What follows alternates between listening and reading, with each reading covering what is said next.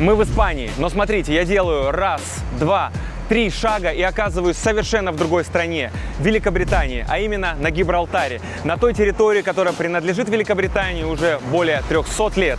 Как так получилось? Потому что буквально 2 недели назад Британия и Испания договорились демонтировать забор на границе, и теперь попасть сюда стало проще, чем когда-либо за последние десятилетия. В этом выпуске мы исследуем одну из самых необычных территорий Европы. Узнаем, зачем Британии до сих пор все это нужно, кто сейчас живет на Гибралтаре, почему Испания не перестает спорить за эту землю, и ответим на самый главный вопрос: стоит ли сюда ехать?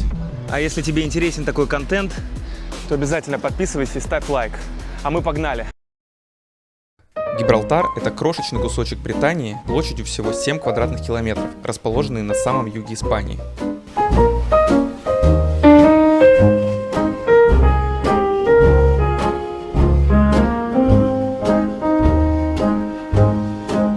Чтобы вы понимали, насколько это мало, это в 376 раз меньше Москвы, в 212 раз меньше, чем Санкт-Петербург, по размерам как 2 Централ Парка, а обойти его полностью можно всего лишь за 1 час.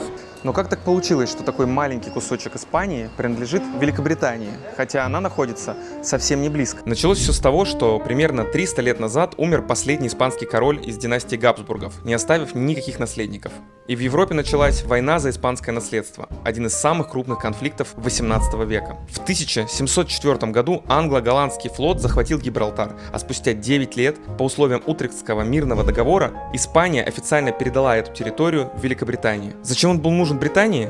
Да потому что это раньше была одна из самых важных точек Земли. Вот смотрите, вот здесь Атлантический океан, а вот тут Средиземное море. И абсолютно все суда, которые проходят вот здесь, контролируются теми, кому принадлежит вот эта земля. Контролируешь Гибралтар, контролируешь один из главных морских путей мира. С тех пор прошло больше 300 лет, но Гибралтар по-прежнему остается британским. По сути, весь Гибралтар состоит из 4 основных частей: военной базы, огромной скалы, международного аэропорта и небольшого города, в котором живет около 35 тысяч человек. А кстати, кто эти люди? А давайте у них самих и спросим. Hello? Do you live in Gibraltar? Yes, all my life. Oh, do you consider yourself Spanish or British? I'm Gibraltarian. Gibraltarian. British Gibraltarian. Very good. And what language do you speak? Both Spanish and English. Do you live in Gibraltar? Yes, Do you consider yourself Spanish, British or... I was born in England. Que nací en Inglaterra yo. Spanish, English, todo fácil. I live in Gibraltar, sí. Soy nacido aquí. Do you consider yourself Spanish, British? Gibraltarian. Gibraltareño. Oh. We are not English, we're not Spanish. But we have British nationality. Y las instituciones son igual, pero el modo de vida es como en Andalucía. Aunque mezclamos todo, la comida, el modo de vida, el lenguaje, todo se mezcla. Гибралтарцы, то есть не испанцы и не англичане. По сути, это новая нация.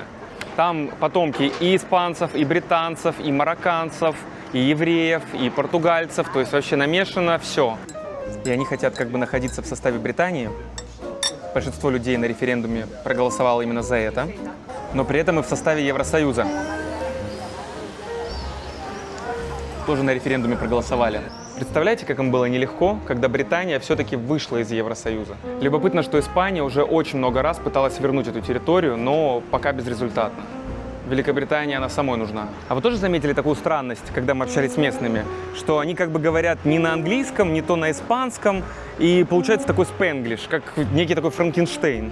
Дело в том, что местные жители говорят и на английском, и на испанском. И очень часто, когда они говорят свои фразы, мы можем услышать, как начало фразы они говорят на испанском, а конец фразы на английском. Это что получается? Для того, чтобы понять гибралтарцев, нужно учить 2 языка? Когда ты находишься на Гибралтаре, ты постоянно ловишься на мысли, что ты не понимаешь, где ты. То ли ты в Испании, то ли ты в Британии. Судите сами. С одной стороны здесь британские флаги, красные телефонные будки, почтовые ящики, английские пабы и фиш-н-чипс, а с другой стороны испанские кафе, пальмы и архитектура, которая очень напоминает испанскую. А вот левостороннего движения здесь нет. Это миф. Арбуз или дыня, или, как вопрос ставится на Гибралтаре, фиш-н-чипс или тапас. Именно это разделяет людей на 2 равные половины, потому что кто-то предпочитает фиш-н-чипс и ест их в классических фиш-н-чипс кафетериях, а кто-то предпочитает тапасы и ест их в классических тапасных. Пойдемте попробуем и то, и другое. Тапасы. Первый тапас мы пробуем креветки в чесночном соусе. Безумно вкусно пахнет. Вот честно, даже есть не хочется. Вернее, есть хочется, но хочется просто нюхать. Вот настолько оно вкусно пахнет. Господи, боже мой. Солоновато, остренькая, маслянистая и свежайшая креветка. Вот это я понимаю тапос. Давайте попробуем второе блюдо. Это классическое испанское блюдо. В принципе, классический испанский тапос называется крокета или крокет. Очень нежный, очень мягкий. Внутри крем. Как я и думал. Вот знаете, если можно пожевать облако, то это вот крокета. При этом это облако имеет грибной, очень насыщенный вкус. Угу. Да. Я даже скажу, что это, пожалуй, одни из лучших тапосов, которые я ел в своей жизни. А я, как вы понимаете, живу в Испании и ел тапос очень много раз. Получается, самые вкусные тапосы на Гибралтаре. Пробуем fish and chips. Рыба с золотистой корочкой, посмотрите. Сейчас попробуем, какая она на вкус. Так, внимание, пробуем fish and chips. Очень нежная, очень хрустящая, очень классная рыбка. И давайте попробуем картошечку. Картошка, кстати, тоже очень вкусная. Посмотрите, на картошке есть такая корочка у нее. Такой чесночный соус прекрасно дополняет это все дело. Очень вкусно, но не очень дешево, если честно. Стоило это блюдо 14 гибралтарских фунтов. Это то же самое, что 14 британских фунтов стерлингов. Они прям 1 к 1.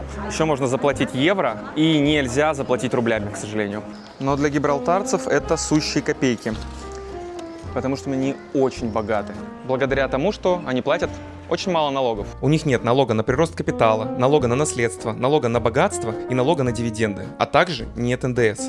Поэтому сюда приезжают люди, чтобы купить дешевый алкоголь и дешевые сигареты. Можно мне, пожалуйста, блок Беломор-канала и бутылку Бейлиса? Ну что, погнали на скалу? Но главная достопримечательность здесь – это, конечно, скала. Ее высота 430 метров, и с нее можно много что увидеть, даже Африку. Подняться на скалу можно двумя способами. Либо по канатной дороге, либо пешком в горку. Канатная дорога, естественно, закрыта. Меня, как всегда, везет, поэтому придется пиликать на своих двоих.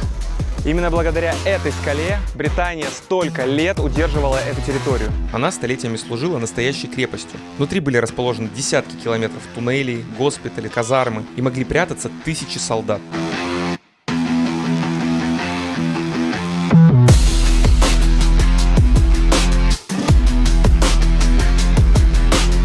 Снаружи можно было пострелять из пушек, а забравшись на самый верх, можно и на Африку посмотреть.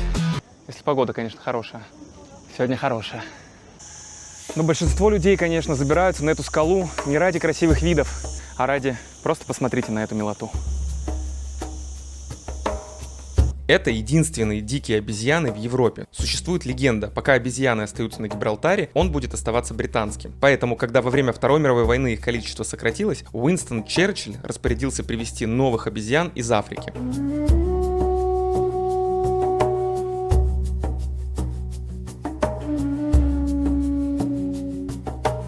Ну скажите, ну может быть что-то более милое, чем вот эти обезьянки, а? По-моему, нет.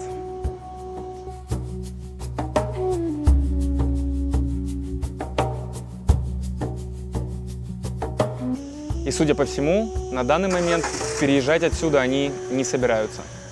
Да, дружок? Забыл сказать, что границу убрали именно пешеходную. То есть, если ты сюда прилетишь на самолете или приплывешь на пароходе, то паспортный контроль все равно придется пройти.